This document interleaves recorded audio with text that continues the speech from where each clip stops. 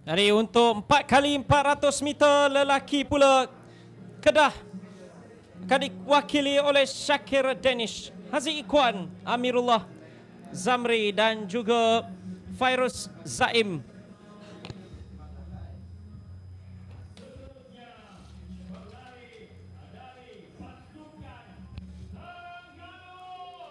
Terengganu diwakili oleh Shazril Ashraf selaku pelari pertama. Dan kemudiannya Shah Shazmi Helmi, Uzair Mustafa dan juga pelari terakhir Hilmi Shakif.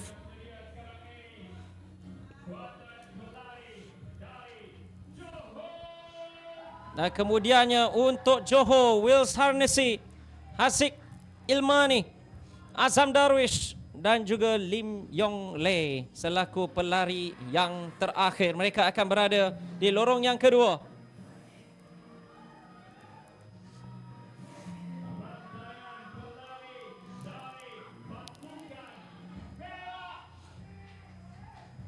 Perak akan memulakannya di lorong ketujuh. Mereka akan diwakili oleh Adib Irfan, oleh Tarshan, Daniel Irfan dan juga Anas Zubir.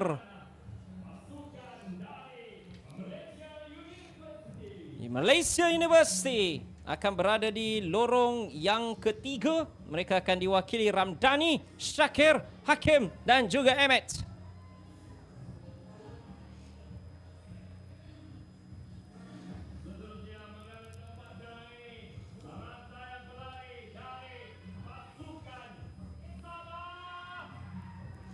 Dan Sabah diwakili oleh Daniel Mojutan, Kelvinus Pius, Dexter Pius dan juga Adi Putra.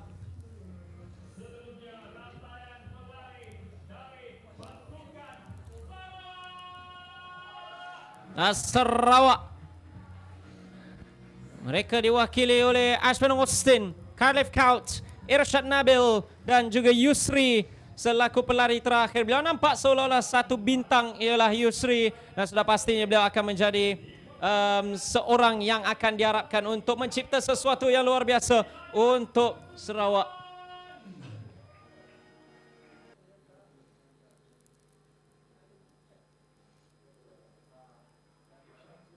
Dan terus saja dimulakan untuk aksi final bagi 4x400 meter. Cabaran lebih-lebih lagi kepada kuarter Terengganu bila mereka daripada lorong 7 untuk memotong masuk ke dalam untuk mendapatkan bahagian dalam. Tetapi jika dilihatkan Terengganu ataupun Perak yang mendahului terlebih dahulu, baik kerja daripada Adib Irfan memberikannya kepada Tarshan dengan terus saja dengan pecutan yang cukup luar biasa untuk memberikan kelebihan kepada Terengganu memasuki kuartet yang ketiga. Terengganu mendahului. Sabah kini berada di kedudukan yang kedua menerusi Kelvin Pius dan akan memberikannya kepada Dexter Pius untuk meneruskan lagi lariannya, tetapi masih lagi Terengganu berada di kedudukan yang pertama, Sabah di kedudukan yang kedua dan di belakangnya adalah Sarawak. Kelebihan kini bertukar tangan. Dan terus saja untuk 400 yang terakhir. Perhatikan terus saja larian yang cukup bertenaga dilakukan. Dalam acara wanita, perhatikan untuk Malaysia University menerusi Ahmed. Ahmed cuba untuk memintas. Ahmed cuba untuk memintas Sarawak. Tetapi perhatikan kepada Yusri. Yusri cuba untuk memastikan. Tetapi adanya kejaran dari belakang yang cuba dilakukan. Oh, ada pintasan itu yang berlaku. Oh, ho, ho.